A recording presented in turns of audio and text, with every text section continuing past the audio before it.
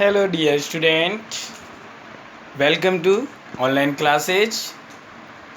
मैं Ajay sir subject geography आपका स्वागत करता हूँ। तो डियर बच्चों, आपके 3 चैप्टर ज्योग्राफी में कंप्लीट हो चुके हैं। आगे हम ऑनलाइन क्लास चालू कर रहे हैं। तो मैं ये कहना चाहता हूँ कि बच्चों, कोरोना महामारी जो है उससे बचने के लिए हमको घर पे रहना ज़रूरी होगा और घर पे रह कर के हम आराम से अपनी स्टडी जारी रख सकते हैं। इसलिए जो मैं आपको पढ़ा रहा हूँ, 3 पार्ट हो चुके हैं हमारे ज्योग्राफी में। साथ में मैं नोट्सों की या क्वेश्चन आंसरों की जो फ़ोटो भेज रहा हूँ उनको आप अपनी कॉपी में नोट कर रहे होंगे और इसके साथ ही आप याद भी कर रहे होंगे। तो थोड़ा थोड़ा याद करते चलेंगे तो हमें आसानी रहेगी, क्योंकि ज़्यादा टाइम जब हो जाता है तो हमको याद नहीं रहता। इसलिए आप साथ ही साथ थोड़ा थोड़ा याद करते चलें। और इसी के साथ आपके 3 चैप्टर कंप्लीट हो गए। आज मैं ऑनलाइन आपके सामने आया हूँ। तो बच्चों, आज हम चलेंगे अगले पार्ट की ओर। धीरे धीरे हम अपने कोर्स को आगे बढ़ा रहे हैं ताकि आगे कोई दिक्कत नहीं आए। इसलिए जिन बच्चों को अभी नहीं पता, वो मेरे यूट्यूब चैनल की जो लिंक दी हुई है उस पर क्लिक करें और सब्सक्राइब करें। सब्सक्राइब करने से क्या होगा, जो मैं कभी भी आपको इस टॉपिक या सब्जेक्ट का कोई भी टॉपिक से संबंधित वीडियो डालूँगा वो आपके सीधे यूट्यूब चैनल पर पहुंच जाएगी। इससे आपको डाउनलोड करने की ज़रूरत नहीं होगी और आपको सीधे लिंक ऑनलाइन शुरू हो जाती है। तो हाँ डियर स्टूडेंट, आगे हम अब चलते हैं अपने उसी पार्ट की तरफ जो कि हमारा चौथा पार्ट है, जनसंख्या संरचना। कौन सी? जनसंख्या संरचना। तो डियर स्टूडेंट देखिए,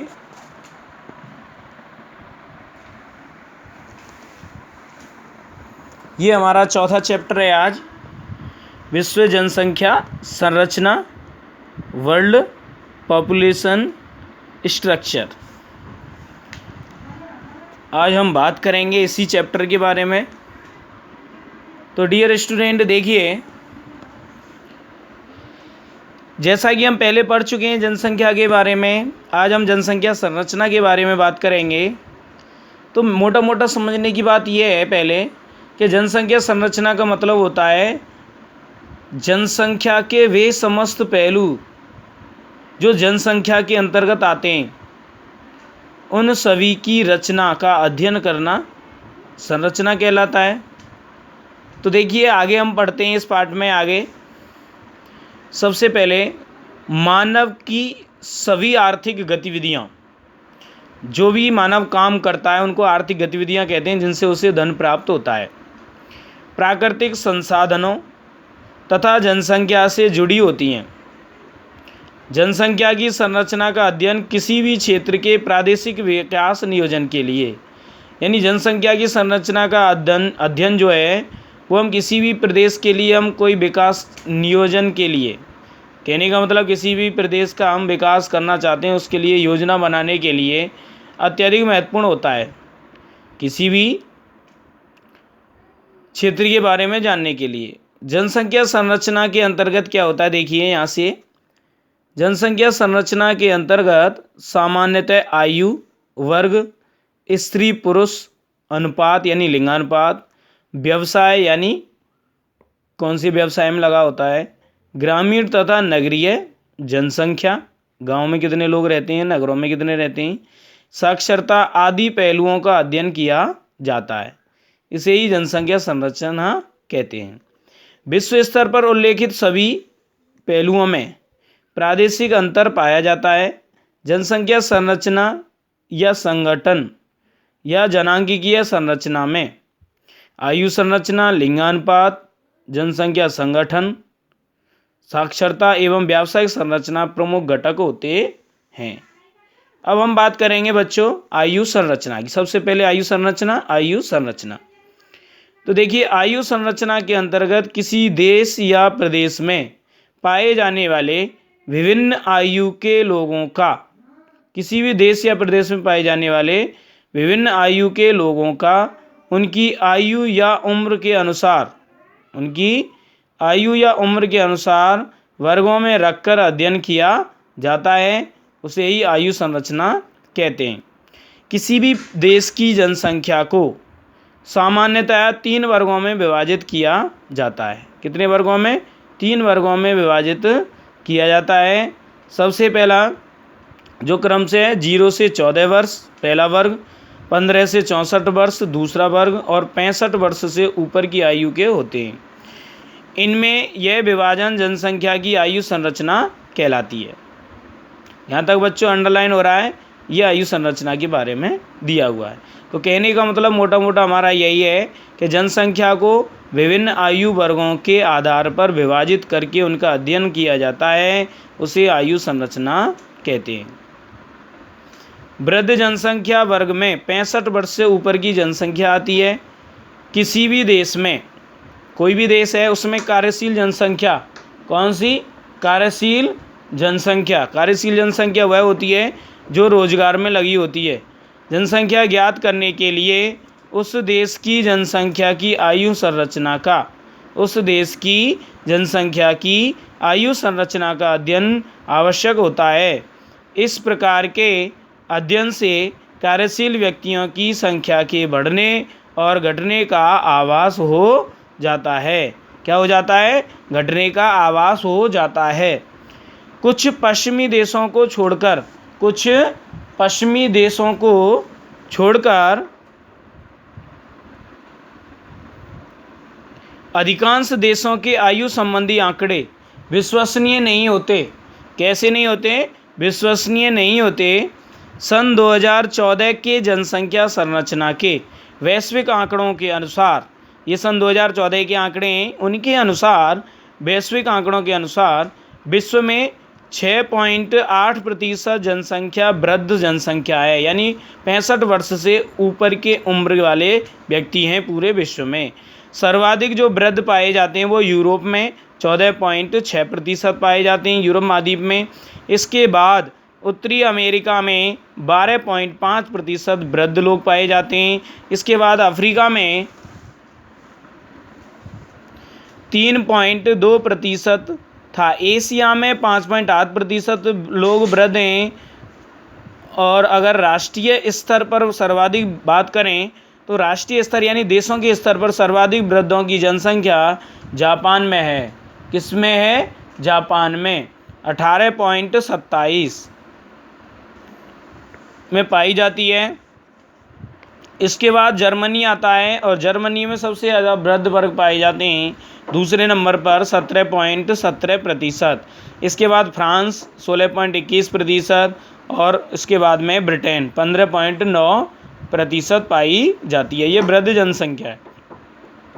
अनेक अफ्रीकी देशों में वृद्धों का प्रतिशत जो है वो 2 से 3% के मध्य ही है। इनमें इथोपिया और सोमालिया प्रमुख हैं। ये कुछ 4.1 सारणी दे रखी है। इसमें बच्चों 2014 है, ये 4 नहीं है, 2014 के आंकड़ों के अनुसार विकसित दे रखे हैं, विकासशील देश दे रखे हैं। तो हमारा भारत विकासशील देशों में आता है और विकसित देशों में ये आते हैं। इस तरीके से आयु वर्ग के आधार पर ये जनसंख्या का प्रतिशत दे रखा है सारणी में, तो हम इसको आराम से देख सकते हैं। इसके बाद में अब आती है बच्चों विश्व की लगभग 35.2% जनसंख्या युवा वर्ग में आती है। युवा वर्ग का मतलब 0 से 14 वर्ष, जिसमें सर्वाधिक भूमिका अफ्रीका, और अफ्रीका में 44.71% युवा वर्ग पाया जाता है, यानी बाल वर्ग। उसके बाद में एशिया आता है, 33.6% की है, जबकि उत्तरी अमेरिका में यह 22.51% पाया जाता है एवं दक्षिणी अमेरिका में 41.5%।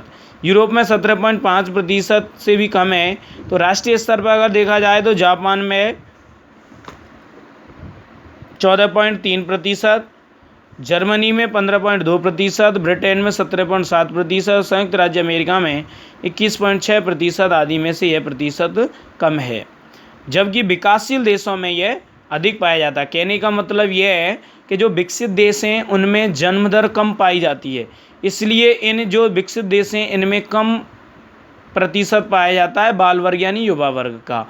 और जो विकासशील देश हैं उन विकासशील देशों में जन्म दर अधिक पाए जाने के कारण, जन्म लेने वालों की संख्या अधिक पाए जाने के कारण उनमें प्रतिशत ज़्यादा पाया जाता है। तो सारणी 4.2 में ये कुछ विकसित और विकासशील देशों में ये वितरण दिया हुआ है।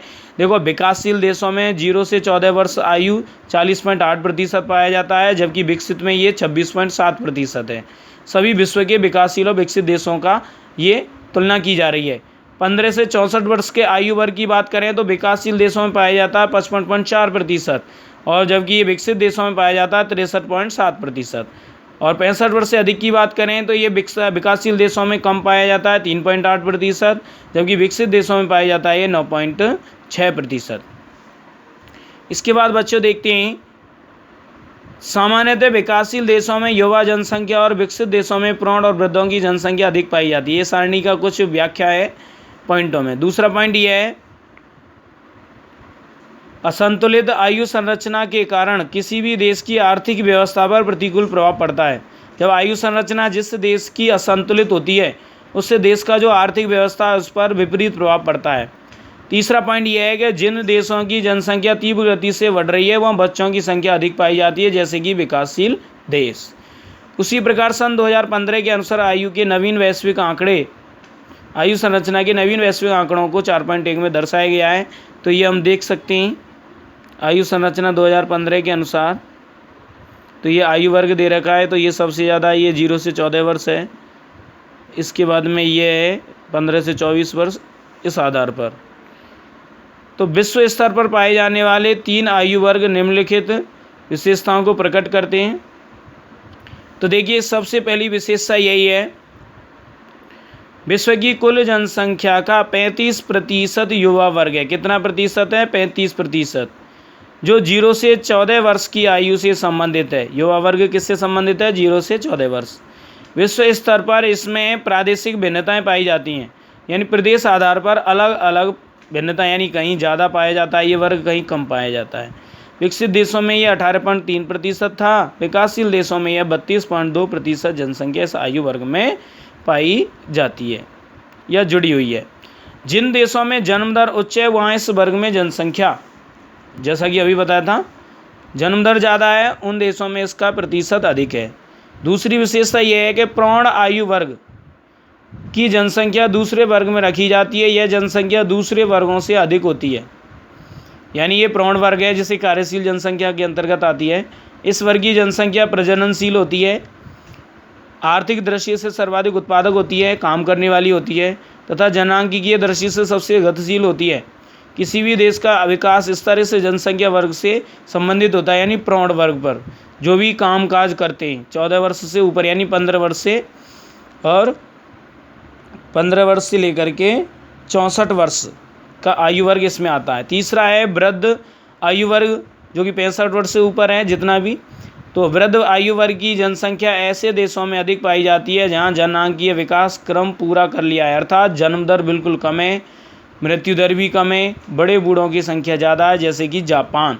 तो वहाँ पर ये जनसंख्या अधिक पाई जाती है, जो इस वर्ग में अधिकांश विकसित देश इस वर्ग से जुड़े हुए हैं। तो बच्चों, आज के लिए बस इतना ही। कल पढ़ेंगे लिंगानुपात से, हम कल पढ़ेंगे। धन्यवाद।